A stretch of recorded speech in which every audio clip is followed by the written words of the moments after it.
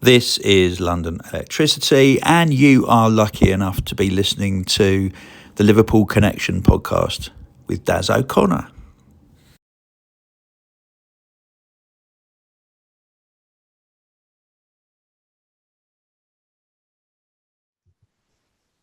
Hi everyone, welcome to the Liverpool Connection Podcast. I'm your host Daz. This is my music and football episode where I usually bring on a musician, DJ, producer to talk about the two loves, which is music and football. Today's a little bit different. He does like football, but he doesn't have a specific team. He knows what a football looks like, which is, you're basically halfway there. But I've got the legendary drum and bass DJ and producer and composer, Tony Colman, better known as London Elektricity, was co-founder of Hospital Records. He's not anymore, but he is the new label boss of Fast Soul Music, and he has the Fast Soul Music podcast if you want to go check out that on YouTube. But welcome, mate. Great to have you. Thank you. Thanks for having me, Daz. Nice to be here. So you know what a football looks like? I do. Yeah. Massive plus, because, some of the guests that I've had on don't even know what a football looks like. I mean, it's got no corners. I know that much. There you go. So obviously not a massive football supporter, but if it's on, you'll watch it. Yeah, that's right. And I do really enjoy watching football. I've just never, I don't know, maybe it was my upbringing, but I've never had that kind of moment where I've fallen in love with a football team. Mm-hmm. Which, it's all right. Like, I've got many mates that kind of just like football. They just don't have a specific team. So I do want to start out asking, like, the music wise. So your roots, your early influences, what was kind of being played in your house, like from your mum and dad? And did that have any, like, influence on you? My earliest memory is, I think, when I was about 3, and I was in the kitchen, and Mum was playing. She had the radio on, and I remember "Baby Love" came on by the Supremes, and I quite liked it, and I also liked the music from Desert Island Discs. That was a really early memory as well. But that's it. I mean, I've got no inspiration from my mum and dad whatsoever, because they were proper post-Victorian classical music people. They hated anything with drums in. And I remember my mum used to absolutely hate it when she heard Frank Sinatra singing on the radio, because she thought he couldn't sing in tune. So that was my upbringing, and maybe that's why I've ended up in jungle and drum and bass. Yeah, the more bass and the more drums, yeah, the better. So yeah, I think, honestly, I think that everything I've done has been in spite of what my mum and dad wanted me to do or be. Like, my dad wouldn't speak to me for ages after I said I'm going to college to study performing arts and music, and he wanted me to work in a bank or something. He kind of came around to it in the end when he realised that I was making a living out of it. But yeah, I think the path that I've trod is so far removed from anything they could visualise. And it's not their fault. I mean, they had the upbringing they had. Well, I mean, most parents just think the music business, there's no money in it, which there really isn't. No, right. So they are right, but yeah, they obviously want the 9 to 5 job. I mean, like, for me, my dad's a brummie, and he went to school with Ozzy. So he was a massive Black Sabbath, Deep Purple. So I heard that, constantly in my house. And then my mum's side, she's more of the soulful Elvis, the Beatles. So I got a bit of both. So yeah, I was a bit messed up kid because, one, I'd love to wear the mod suits, but then I'd be wearing like the studded uh bracelet that like the rockers wear. Yeah, So some people would just shake their head at me like, "What yeah, on earth are you?" getting it all wrong. Yeah.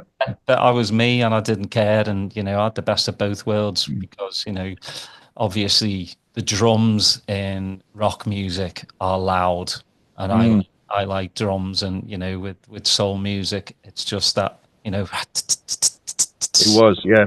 I mean, love I've it. got my oldest sister to thank because she she had all the like the vinyl as it was in the early 70s, all the albums by Led Zeppelin and Uriah Heep and like all these, all that kind of heavy rock, British heavy rock. And she left them with me because she went off to Europe with a friend for a year. So I had her albums, and I kind of fell in love with rock. That was really, I guess, my proper kind of formative moments with music, you know. And I still do love really good rock, you know. You I I don't listen to drum and bass for pleasure. I Yeah. make it for pleasure. Well, that's the big thing. I mean, I've had loads of producers and DJs and stuff on here, and I get some mates always ask me questions. Do they listen to dance music constantly? I'm like, no, it is turned off. Because if that's because that's your job is to make music. I mean, I hate using the word job, but that's basically what you do when you wake up. You know, Mm, you're in the studio. That's your work.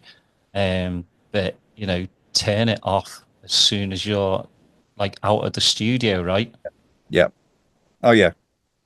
Put Yeah. some classical on, put some, something that's so far removed from drum and bass. Mm. So going from into, making music like at school, when did you, I always like to ask this, like, were you DJing in school, like when Acid House came around? And because the I wasn't I wasn't at school when Acid House came around. oh yeah, you're a bit older than me, so yeah, I'm quite a lot maybe older when than that. acid came around. No, so Acid. I mean, what year do you think Acid occurred? 87, 88. Yeah, probably. Yeah. Yeah. So I was 27 then. Hmm. Um, so yeah, I was long out of education. When I was at school, it was. I mean, when I was in sixth form, that was when punk and then new wave happened. You know. So just to give you a bit of perspective on how ancient I am, I turned 64 on Monday. So there you go. So yeah, I mean, my first experience of what we called. I mean, when I left college, like I went to Middlesex Polytechnic and I started performing arts because the only reason I went there was because my mum wanted to kick me out of the home. I was working in a guitar shop after I finished school. 'Cause that was my first instrument, and I was happy working in a guitar shop, smoking lots of weed. And my mum wanted to get rid of me, so she found this course called Performing Arts, which is a bit like Fame School, if anyone knows what Fame School was. And but she knew what would swing it for me, and they had a proper recording studio, which back then was really rare. You know, we're talking like 1979. They had an 8-track tape studio, and they had a synthesizer studio as well. So they had all these incredible synths called EMS VCS threes, which are like really rare now. You know, you just can't get them. And they had a whole kind of like lab full of them. I saw the brochure and I was like, I want to go there. So I applied and I got in, and she got rid of me. And I spent 3 years. Basically, I cut the keys to the studio in the first week, and I basically spent every night in the studio making music, learning how to do it all. It was amazing. But when I came out of that degree, I was really into avant-garde classical. That was what I loved, and I loved systems music. So all I listened to for ages was Steve Reich and Philip Glass and Lamont Young and all these Terry Riley, all these kind of mad sort of like weird composers. I still love all that stuff, but I'm trying to think how it all. Yeah, and I was also into kind of weird new wave kind of singer songwriter stuff, and I tried to make it as a kind of early '80s singer songwriter, but I've got a shit voice. Uh, and actually, all the music I made then was terrible, but I never gave up. I never stopped. I should have really given up when it was quite clear that I was never going to be successful. But I didn't, and I kept on going, and I ended up in the middle of the '80s forming a kind of weird sort of London funk band where I was writing the songs and playing guitar and still trying to sing incredibly badly. And we did get a singer. I realised I was shit after a while, and then we cut one tune, and it went into the top 30. So this is a tune called Stories. The band was called Is It, and we kind of got involved in the whole rare groove explosion that was happening in London around 1986, 87, 88. And so this was before acid happened. We became known as acid jazz, which was around the same sort of time that acid house came through. And then I got exposed to what was going on, with acid house and sort of early rave and all this kind of stuff.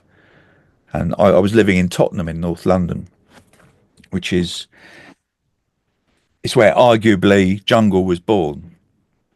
Shut Up and Dance were up the road from me, and I was hearing these beats in people's bedrooms and thinking, I like this. This is mental.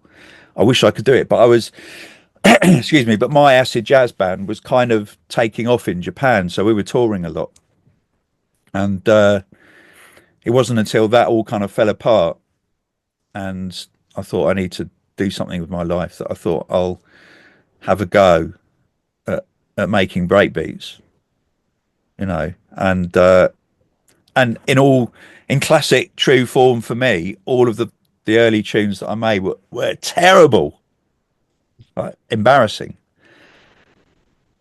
But I've never given up. You see, I've needed to do this. It's people say, "Oh, how do you make it?" Well, my only advice is, well, you make it because you have to. There's no formula. You've just got to be more stubborn than everyone else. And so somehow I've made a living out of music. And I don't know how, but I'm blessed because I have. Well, are you like a hardware geek? Like you need to know like the ins and outs, because I was reading an interview about Aphex Twin. How he dissects the equipment he gets. He'll take the top off. He'll rewire it to his way of doing it. No, I mean, I'm really, really lucky that I'm so old that I was forced to learn the analog way. Mm-hmm. And that not only includes synthesis, like I mentioned before, but actually, when we used to record on tape, if you wanted to edit a tune, you had to get a razor blade out and edit the tape and then stick it back together again. So those skills are amazing to learn because they're still relevant now. It's just that what we do is much quicker on a computer. but it informs how you go about these things, you know. So I love hardware, but I'm not obsessed by it, and I'm not a snob, because some of the best records were made on some of the worst equipment. So it's a complete fallacy and absolute bullshit. Am I allowed to say that Yeah. on your podcast? Yeah. So it's rubbish when people say you need high end equipment to make a successful tune. You don't. You absolutely don't, and you never did. You know, they didn't in the 50s, in the 60s, in the 70s, all the. I mean, you know, you can, if you want, spend billions of dollars on making a record, but you're a bit of an idiot if you do that. You know. So no, I just think you get what you've got and you make it work.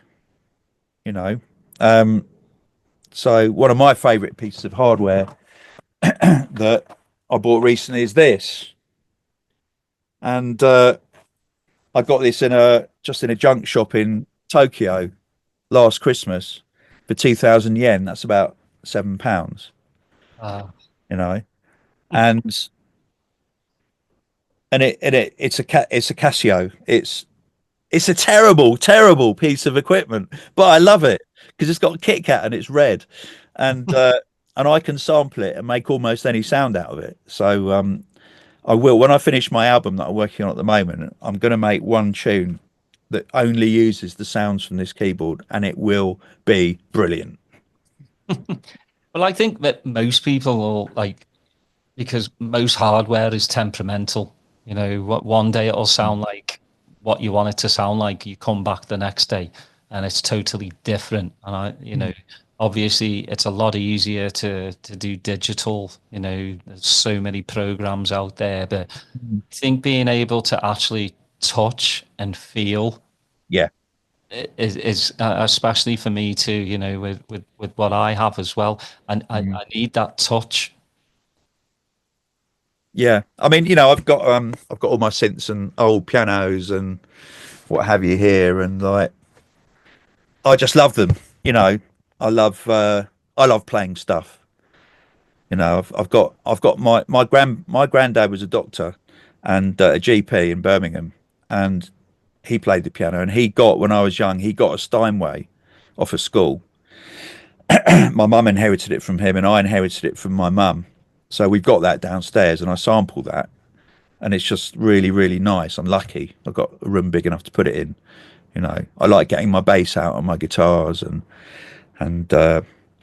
you know, I'm excited now because I've got 5 weeks to finish this album, and I'm at the stage where I can start to actually put guitars on the tracks and kind of give it all of that sort of analog kind of vibe to the music that I do like to do. You know, I'm also really lucky in that my 15-year-old son, he's a wicked jazz trumpet player, and he plays tenor horn and he plays like flugelhorn and stuff. So he's my horn section, Oh, nice. and I give him 50 quid, which is pretty good for a 15-year-old. Come on.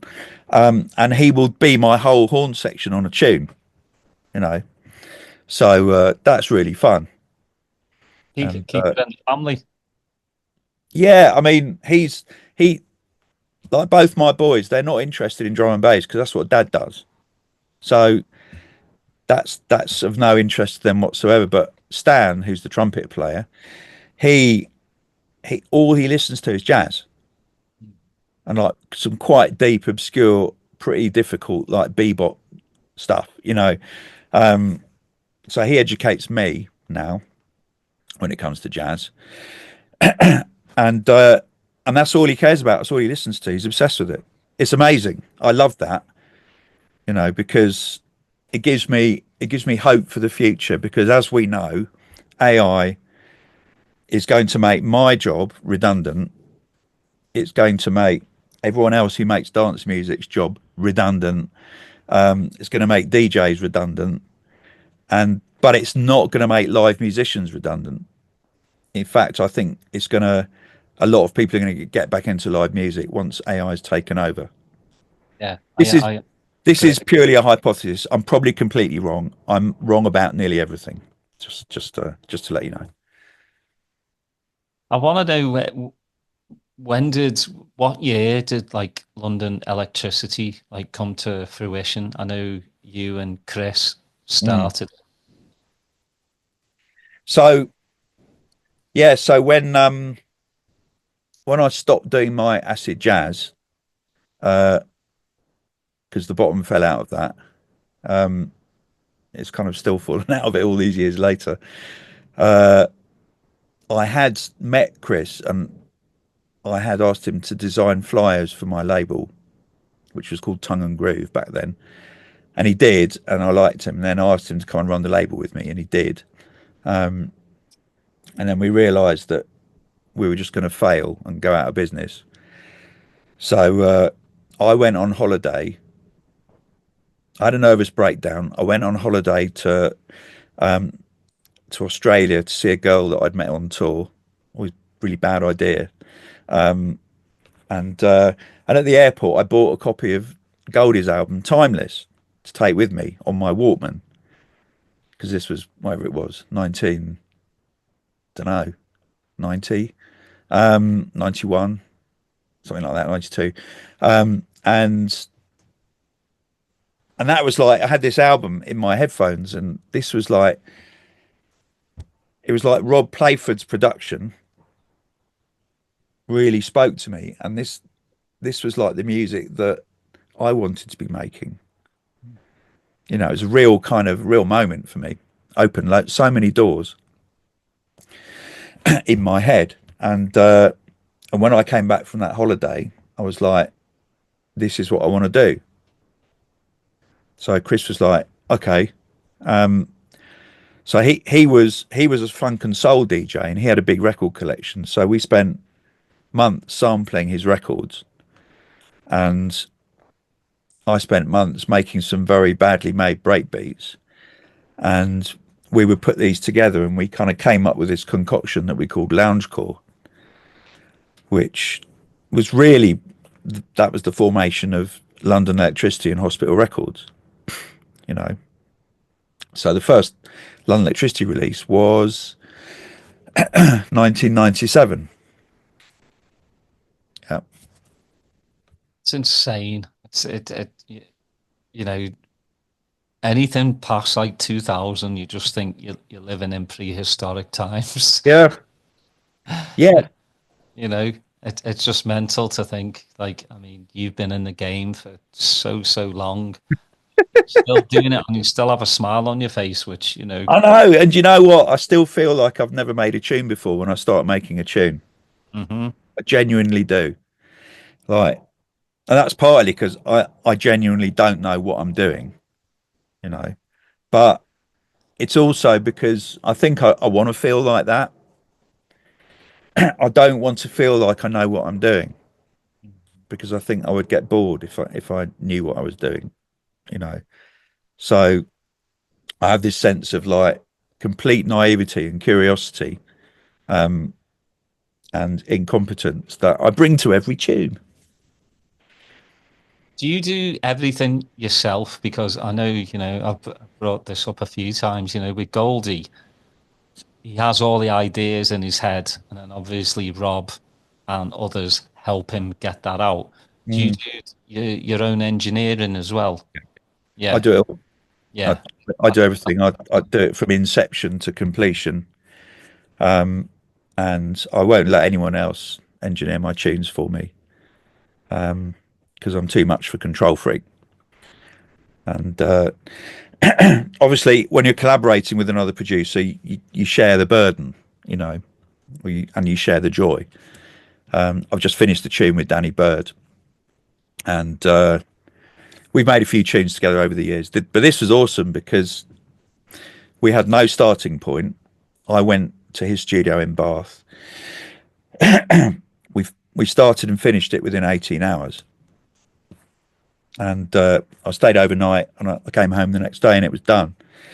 So that's quite rare, you know. I think some people might think that we make these tunes quickly. We generally don't, you know. I've got tunes that have taken years years to make because I work on them in fits and starts, and then they're just sounding like utter pants. So I'll just shelve them. But at some point, some of them might come out again, and I finish them. But yeah, so that tune with Danny, that was at his studio. So he was engineering it with me in the room, and we wrote it and made it together. It was lovely, you know. So, but most of my tunes, even most of my collaborations, I do all the stuff, all the engineering. I like it, and also it's just easier if I've got it all here, you know. Well, I mean, like I said, a lot of artists, they might do 25% of it, and then 75 is the actual engineer that spends hours upon hours in the studio. But it's nice to hear that you want to do it from point A to point Z, Yeah, and the artwork and everything. It's totally 100% you. I have never designed a piece of artwork in my life. I can't even write legibly. Like no one can read my writing. I write like a 3-year-old. So I've got absolutely no visual sense whatsoever. I'm if there was a form of like visual dyslexia that applied to artwork, well, that's me. So no, I've never done that. I mean, at the moment, I'm lucky enough to have Dave Shaw, who runs Concrete Junglists, to do all of the artwork for Fast Soul Music because he's an absolute legend and I love him and he's wicked. So I've been blessed with really, really good designers. Like when I was running hospital, we had Ricky Trickart, who is an absolute goat, and Chris Goss himself is a very, very talented designer as well. So I've been lucky to have good designers designing for me. Can you talk about Hospital Records, or Mm, is sure. that? I mean, because that is a legendary label, Mm, and obviously, again, starting that with Chris and mm. having success with that, why end it? Well, I haven't ended it; it's still going. No, Um, no, I know Hospital is, but you're well, I stepped away. It took me a while to realise that would be the right thing for me to do, and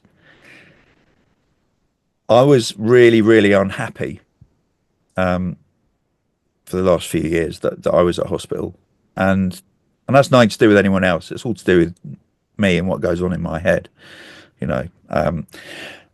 So I started hospital as an outlet for my own music, selfishly, and it was for a while, and then along came Danny Bird, and along came High Contrast, and too good to turn down, you know. But I never intended it to be big, really. But it was really exciting and it was really fun. Hospital was really, really fun until it wasn't. So, it's a bit like being addicted to drugs. It's like it's really fun until it stops being fun. Well, that's how hospital was for me, you know. And it was fun for 15 years. It was really exciting while it was small, and really it was for me the creative side of it was the most exciting side, like coming up with concepts, coming up with ideas, coming up with, for me, helping other musicians to be the best version of themselves, helping producers to be the best version of themselves, giving fans the best experience that they've ever had at a rave. Those things were gold. But what I've learned is that, and I've learned this from other kind of entrepreneurs and people who've started successful companies, is that there becomes a point where it becomes a business more than it becomes a work of art. So it changes from this really exciting family thing into a business. Now, I've always had a very good business sense, in that I understand margins and I understand how to graft and work the angles. It's not that I'm talking about. It's simply that I kind of woke up and realized one day that whereas hospital had started purely to be of service to the music, of service to the scene, of service to the artists, and of service to the fans, I realised that that had changed, and hospital was now being of service to its own staff. And I felt that wasn't a journey that I could continue with. And that's because I'm an idealist and I'm naive, and maybe I'm unrealistic, you know. So it made sense that because we were making creative decisions to pay the overheads, that for me went right against the grain musically, and I realised I wasn't happy like that, you know. So it took a while for me to get my head around this, because I'd always imagined I would have hospital till I was dead, you know, and then bequeath it to my children, you know. But once it was quite clear that this was the best course of action, then I set about kind of making that happen, you know, which was quite complex in itself and a bit of a journey. But I'm happy to say it was a really, really good decision, certainly for me. Can't speak for anyone else. And I'm very, very grateful to the people at hospital who are left, for helping to buy me out of Hospital Records. So that was about 2 years ago now. So yeah, it was very strange. It's like when if you've got a child and you don't think that child's ever going to grow up, and then one day you realise it's grown up, and you've got to let go. It was a bit like that, you know. I felt really sad, and I was kind of like, you know, I was kind of mourning a little bit, if you like, you know, grieving. I mean, it's fucking first world problem, grieving over a record label. But there you go. I am who I am, you know. Yeah, I mean, Tony, when you think of Hospital Records, you think of you, I know. London Electricity, and that's the thing. It's melded together. So, you Yeah. know, like when I first heard that you'd left, it was like, well, there's no more Hospital Records then. To be honest, that's how I felt. Now, you know, not trying to get too deep into it, but was it more like signing artists that you just didn't think should be on Hospital Records, or can we? Yeah, I mean, inevitably, when a company grows, you've got a board of directors, Mhm. and directors come at it from different angles. You know, my angle was always, my angle was, I'm Tony Colman. I know best. No one else understands what they're talking about apart from me, which isn't true. But I think that made me quite difficult to deal with.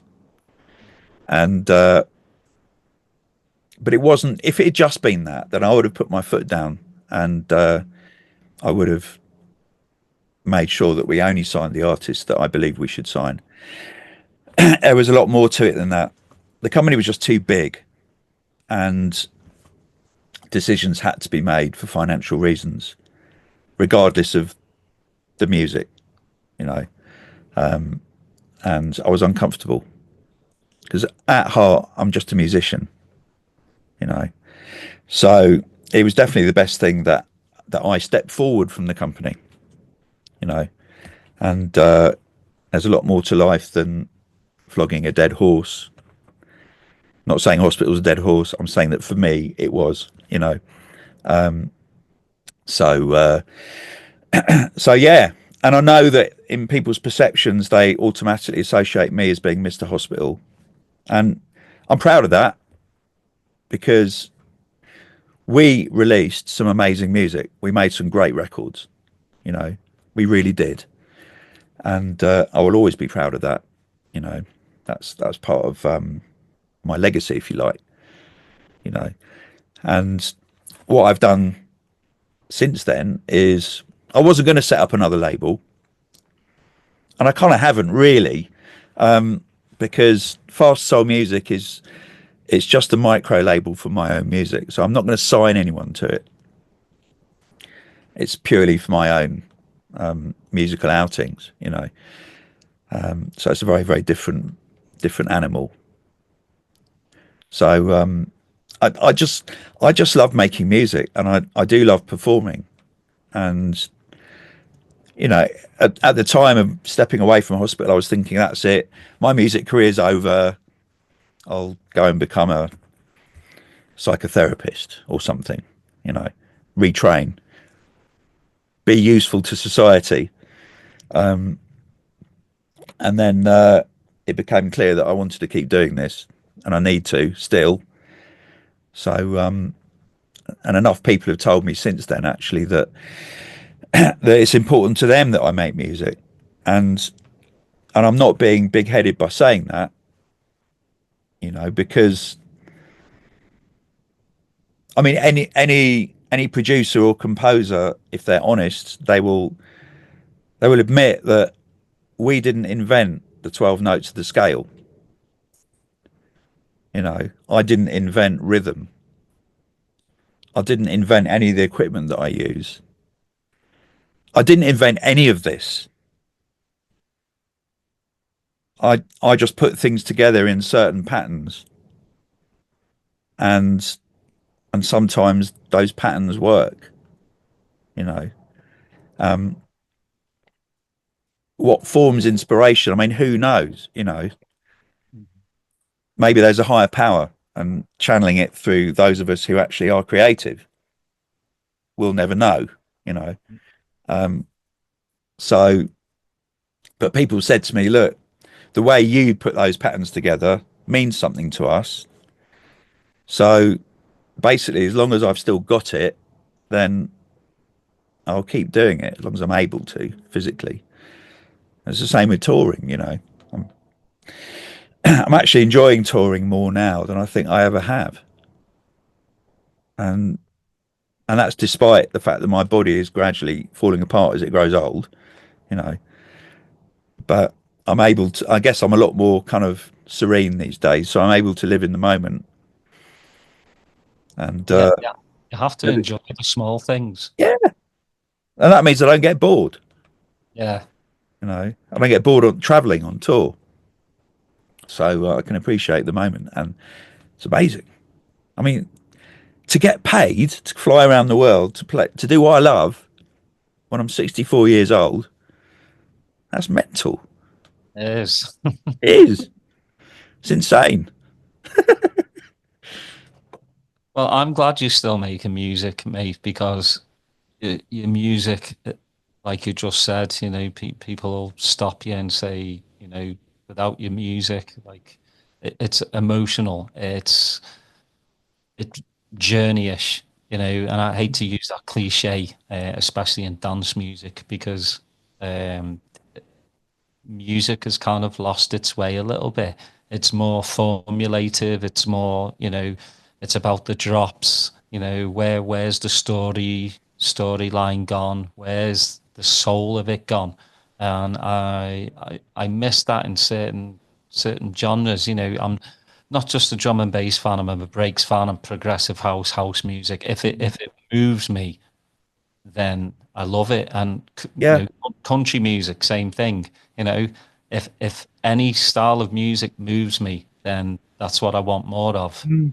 because that's the type of person I am. And I just think right now we're being force fed, you know, pretty much paint by numbers music. It can be, but it isn't all like that. You know, like an artist that I really really love is Little Sims. Hmm. And she's produced by Salt, who is an amazing producer. She is an incredible lyricist and performer. So their music is anything but paint by numbers, and it has those magical moments in that really send shivers up my spine and make me think, yeah, this is why I love music, you know. And no, I was making a tune for my album with as a liquid producer called Jolliffe, and he said, look, why don't we get in the studio with my friend Rob Gentry? And Rob Gentry is the keyboard player for Dave Gilmour, and he's an amazing pianist. So we just went into Rob Gentry's studio, and I've never met him before. Really nice bloke, some synths, piano, and they said, right, what are we doing, Tony? And I said, I don't know. I've never met you before, and I didn't prepare anything. And they said, oh, and I said, well, I've got this thing. So I pulled out this little sketch, and then Rob just started jamming the most unbelievable, not only piano parts, but loads of like synths and Rhodes and putting them through effects and kind of like, and we did this mad sort of, it's basically a jam session by him over this thing that I brought, and then we've ended up with this tune.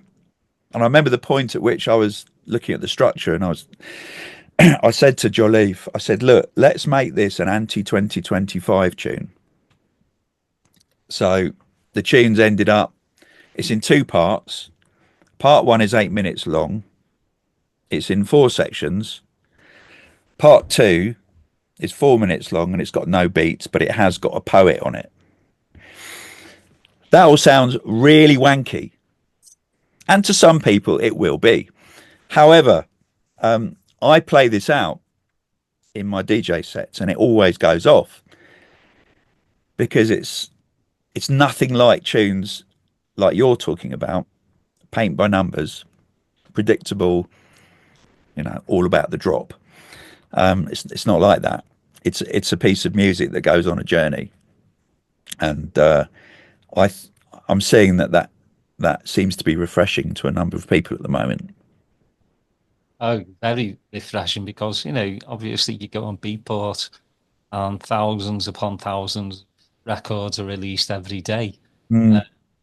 And I'd say 80-90% are absolute shite. Yeah. They Well, are. this goes back to I think what I was saying at the beginning of this podcast is that anyone can write a piece of music by putting a few prompts into Suno and then claim the copyright themselves. You know, and let's face it, the dance music that you and I have been familiar with for decades, it's all rooted in a quadratic structure. So it's 4, 8, 16 bar, 32 bar structures, very repetitive, piece of piss for machine language to replicate. You know, um, so it's nice to kind of like to step out of that and think outside the box. And I like to think that this tune that we've made, it's called The Numbers Man, and I think that steps right outside the box. And I'll send it to you, Dan. See what you make of it. Oh, I'll definitely give Yeah, it yeah, yeah. But full. I I'm pleased with it, and I really like playing it out because it surprises people. You know. That's what you want. You Yeah. you you want to put a surprise in there. I mean, like I just think again, especially DJs, they play it safe. Mm. And I again I grew up listening to people like Andy Weatherall, never Mm. played it safe. Justin Robertson never played it safe. Yeah. They find stuff that just makes you think. Yes, it's dance music, but it's got to like bring something out of you. Well, I mean, Paul Oakenfold used to be like that. Yeah. You know, when he was Balearic, but yeah, you know. Yeah, he's just stuck in the the formula of trance music, which Yeah. to me isn't trance music like it used to be. Oh, It's pop music. yeah. Yeah, which is, but he does his thing, and he does it well. So, but yeah, it has to have emotion for me. Like your Unfrozen track, gee, I played it for me kids yesterday. I try and do like a little dance party every Nice. night a week for them. I've got all girls, and they're starting to kind of listen more to the track, and they go, Yeah. "Daddy, like how is that made? How is this made?" And Wow. I'm like, I have no fucking clue, because I don't know how you made it. So I'm going, well, there's this beat here, and then he brings in some pads here, and it's just great to know that they want to know, how these things are made. But it all Right. That is good. How old are your girls? 7, 8, and 2 9-year-olds. Oh, wow. Yeah, Nice. That's a collection. yeah, and they're It's up absolutely, there with your trainers. yeah, they're absolutely mental, but they're mine. You know what I mean? Just Yeah. yeah, the more they're growing, the more like they want to know how to DJ. I mean, it Mm. might be a phase, but but music wise, the youngest one seems to have an ear, and Cool. she can pick it out really, really well.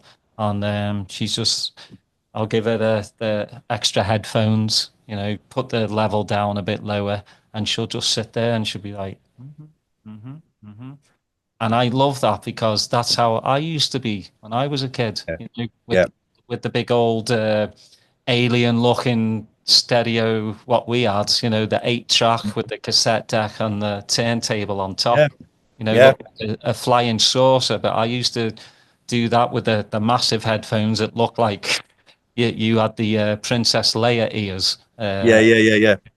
So yeah, it's just come around again, and I just watch her listening to music, and I'm like, that's what it's all about, you know. Mm. That's why music is made to be listened to and to feel emotion about Yeah. it. So yeah, Yeah. your Unfrozen track it's just got me, and I've with that I've listened more to hopefully I'm pronouncing his name right, Anile. Yeah. And Isle is an absolute G. Yeah, Uh, I've started checking his stuff out more and yeah. more, and he's got a bit of you. He's a very interesting character. His day job.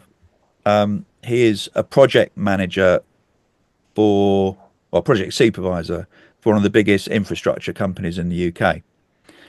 So he oversees the design and build of like ports, airports, factories. I mean, proper job.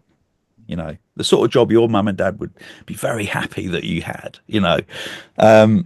So Mr. and Mrs. O'Neill must be very proud of their son, but he is a genius in the studio. And that tune on Frozen, I had made a tune that I said I'm stuck with this tune, Matt. Do you want to collab with me on it? So he was like, yeah, give me the parts. So I gave him all the stems, all the parts, and the only bit from my tune that he kept was one flute, and he made everything else himself. And then he brought it back here, and then I had it, and I kind of finessed it and added some marimbas and a few more keyboards and some stuff, and then thought there should be a vocal on this really. So I sent it to Zara, and she wrote her amazing vocals, sent it back, and then I had a few lyrical suggestions and sort of like bits, and so she tweaked it and sent it back, and then it was done really, and I mixed it. So most of that tune is down to Matt and Isle, quite frankly. So I would say the magic in it is his. Yeah, it's such a great tune, and like it's refreshing to hear. Again, you get on YouTube and you watch some of this, like the drum and bass, the 360, Yeah, and bless. it's it's it it's not moving me. That's No, I mean, I I hear this so much from promoters now because I guess because I'm old and I know a lot of music and I want to play a lot of the music that I love. I always ask for long sets, so I will ask to play for 3 hours or more if I'm allowed to. I'll do it, and and promoters are continually amazed because they say, well, everyone only ever wants to play for 60 minutes maximum, and they freak out if we ask them to play for any longer, you know. And I understand that there is a mindset if you're very young and if you're concerned what people are going to think about you, then you might choose to perfect 60 minutes at home, and you perfect the double and triple drops and the teases and all, and you perfect it all, so you know that you can do it in your sleep, and that's what you play because it's going to make you look good, you know but the problem is that if everyone does that, then you're all going to sound the same, and most people do that, and that's why there's a bit of a kind of like everyone's DJ sets kind of sound the same, you know. And it's not everyone, obviously, because there are there are some great DJs, including DJs who are young enough to be my grandchildren, who play really good sets, you know, who do understand that what you need to do is read the room and absorb the energy from the people who paid you to be there. By the way, you absorb their energy and you adapt what you're going to do accordingly. That doesn't mean you take requests, but it means you read the room and you soak it up, and it's a two-way energy flow. Because for me, making and performing music is only about one thing in it, and that is connection. It's not about anything else. It's not about I show up, I do me, and you can take it or leave it. Fuck you if you don't like it. It's not that. It's about connecting with people.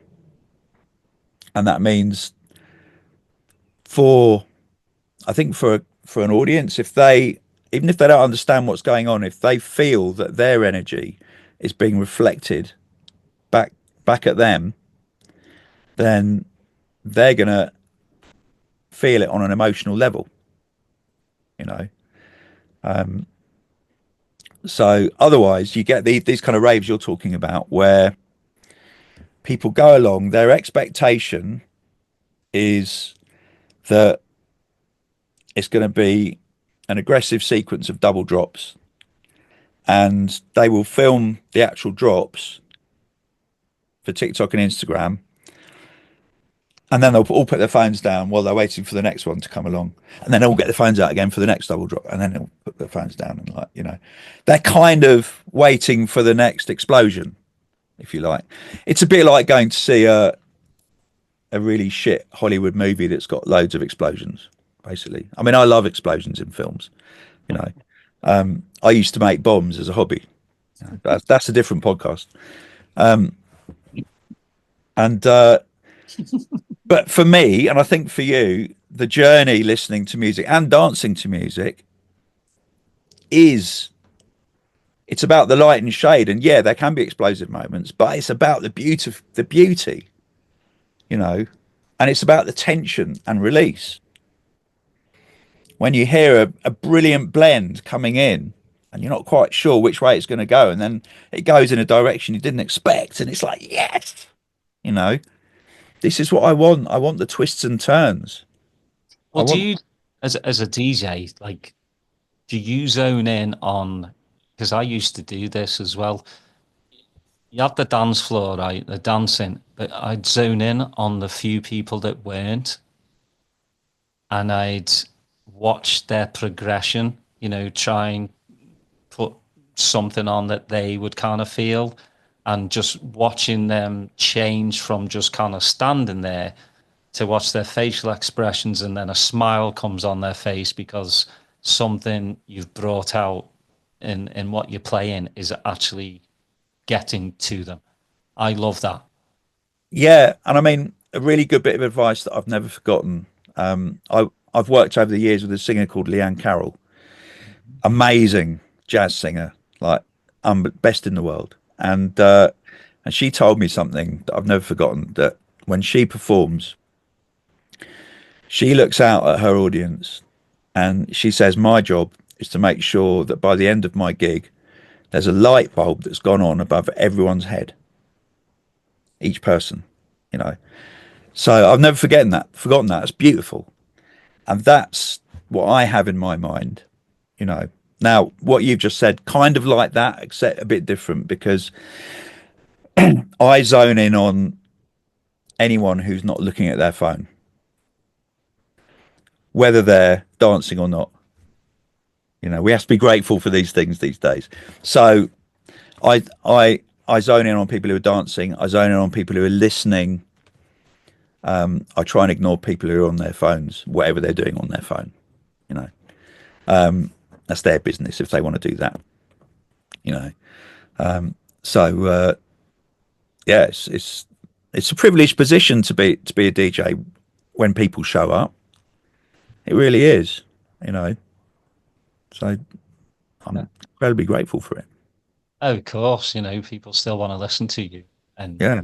the longer the set, the better, because then you get a better DJ out of it. It's not just one formula. I do want to talk about metalheads. I mean, I can't go on without talking about like the new music coming out on metalheads. I mean, it's a match made in heaven, mate. Match made in heaven. It is. It really is. And like I said to you, the beginning of my journey with jungle and drum and bass was Goldie's album Timeless. So it feels like I've completed some form of a circle, you know. And yeah, so to have two tunes coming out on heads, it's amazing for me. You know, it really is. I'm so lucky and so grateful that Goldie was feeling these tunes and he wanted to put them out. You know, it's a real honour for me. Yeah, they're absolutely class. Like, when is the release date? So the first one, Life Is But a Dream, that came out last Friday.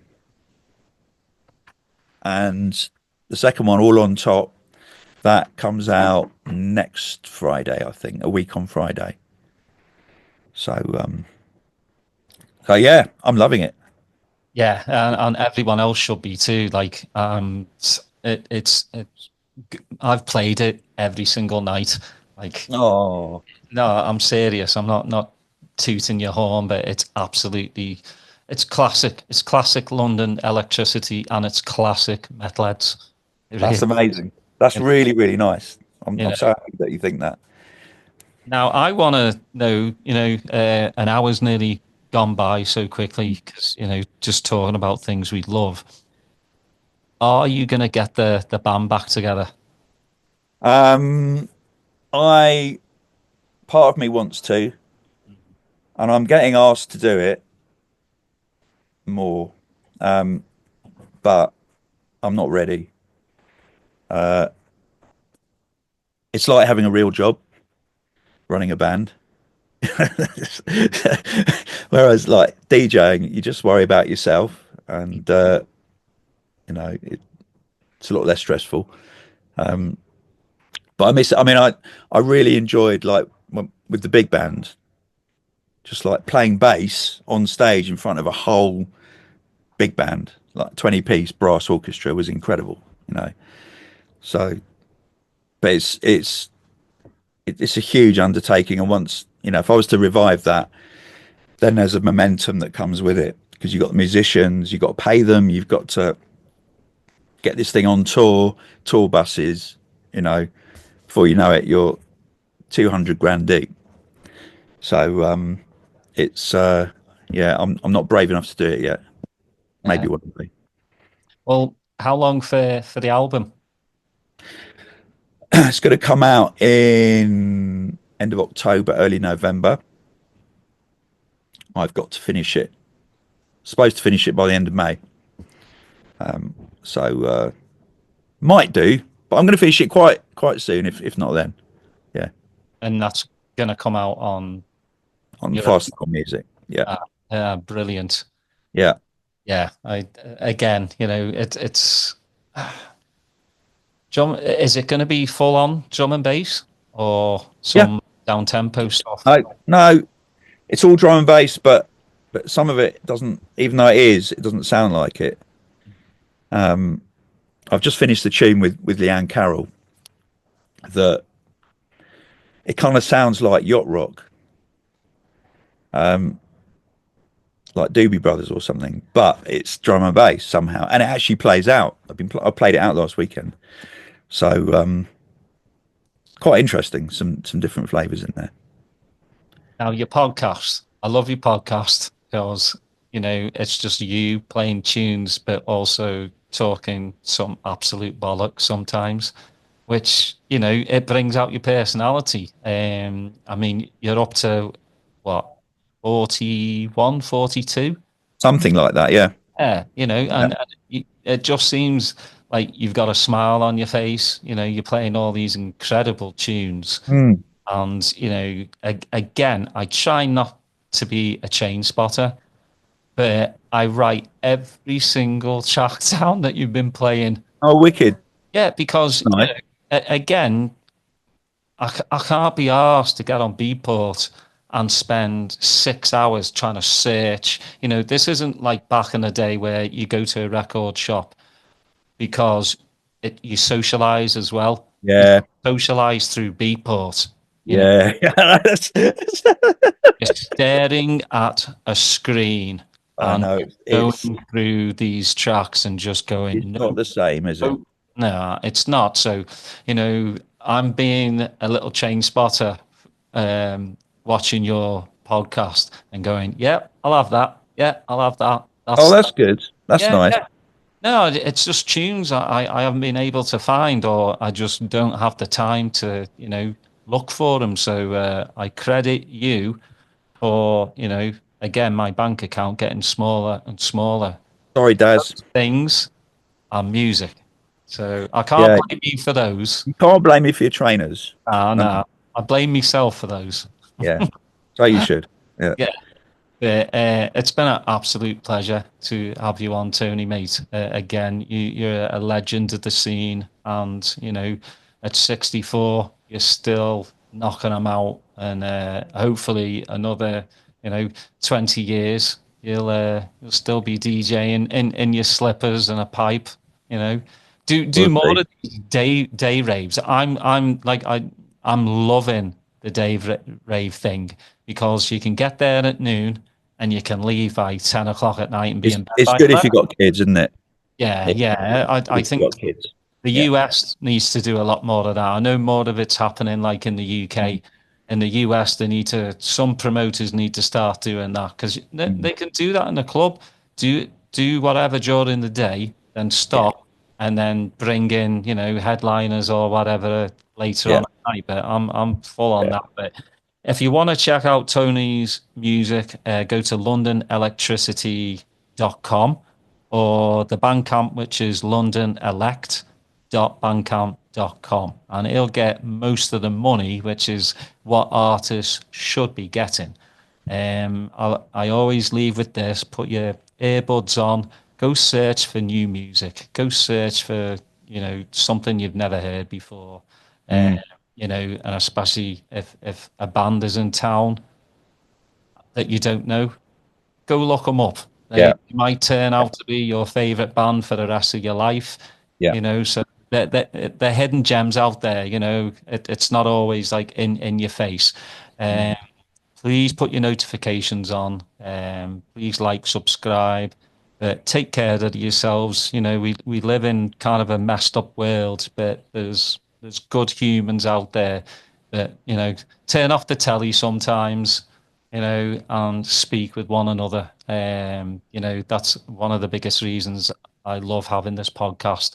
I get to meet so many different people, but we're all the same. We've got love, we have emotion, and we love our music. So, Tony, I can't thank you enough, mate. Oh, Daz, that's a real pleasure. Thank you so much for having me. And take care of yourself. And again, everyone, take care, and we'll see you next time.